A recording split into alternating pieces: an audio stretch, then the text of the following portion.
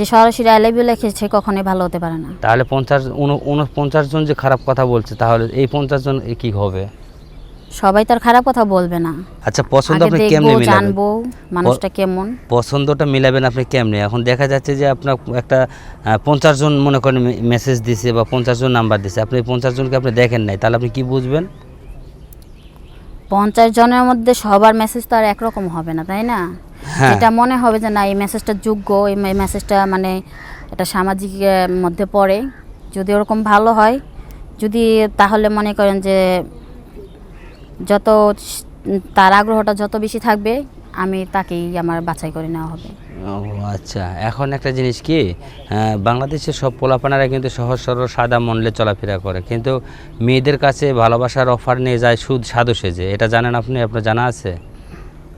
হ্যাঁ, জানি বিধাই তো আজকে এই জায়গায় আসছি, নাহলে তো আমি বাইরে আর কত ছেলে ছিল, তাই না? ওখানে তো করতে পারতাম না, আমি যেটা বলতে চাচ্ছিলাম যে আপনার মেসেজে মনে করেন আপনাকে লিখে দিল আই লাভ ইউ, তাই না? আর আরেকজন অনেক ধরনের খারাপ কথা লিখলো, আরেকজন খারাপ কথা লিখলো, এভাবে লিখলো 49 জন খারাপ কথা লিখছে আর একজন লিখছে আই লাভ ইউ, তাহলে আপনি কি ওই আই লাভ ইউ কোয়া লোকটারে কি আপনি পছন্দ করবেন? না।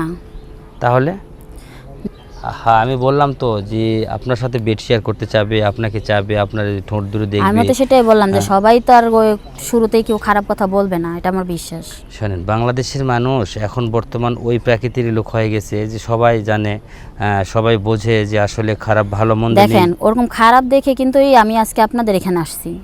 এখন যদি আপনারা এইসব প্রশ্ন করেন তাহলে তো হবে না, তাই না?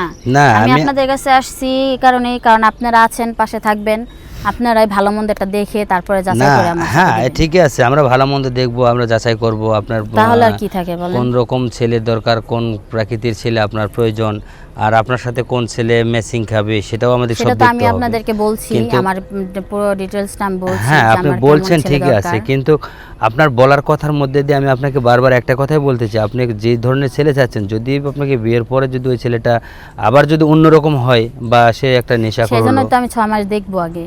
ও তার সাথে আগে 6 মাস প্রেম করে দেখবেন, 6 মাস আগে কথা বলবো, তার সাথে ভালোভাবে পরিচয় হবে, তারপরেই আমি বিয়ে করব। হ্যাঁ, এটা এইবারে একটা কথার মতো কথা বলছেন আপনি, আসলে 6 মাস আগে দেখার পরে আপনি হয়তো সেই ছেলেকে।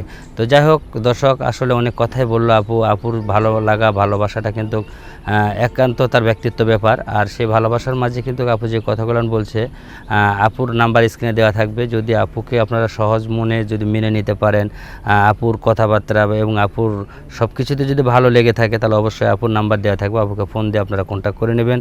তো এখন আপু, আমার তো এখন যাবার পালা, আপনি তো হয়তো বুঝতেছেন না আমি চলে যাব। তো যাওয়ার আগে আরেকটা কথাই বললেন না, আমাদের কাছে যখন একটা ছেলে ভালো ব্যবহার দিয়ে যখন কথা বলবে, নাম্বার যখন চাইবে, তখন আমরা কি বলবো? আপনার সাথে যোগাযোগ করতে হলে কিভাবে করতে হবে? দেখুন, যেহেতু আমি এখানে অনেকটা কথাই শুনলাম, অনেকটা কথাই বুঝলাম আপনার সাথে, ঠিক আছে? আর আপনাদের কাছে আসছি কিন্তু আমি এই সাহায্যটা নেওয়ার জন্য। সো এখানে আমার নাম্বার না, এখানে দেওয়া থাকবে আপনার নাম্বার। তো যাই হোক, হ্যাঁ, যোগাযোগ করবে।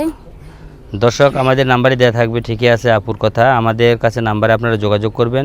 যদি আপুকে ভালো লেগে থাকে অবশ্যই আপু আমরা স্মরণ করে নিয়ে আসবো আপনাদের জন্য, এবং আপনাদের ভালো লাগার মাঝে আমরা আপুকে কিন্তু অনেকটাই অ্যাকসেপ্ট করে দেবো, যাতে যেন আপু আপনাকে নিয়ে সুখে থাকতে পারে, এইরকম একটা ভাই যেন আমাদের আসে।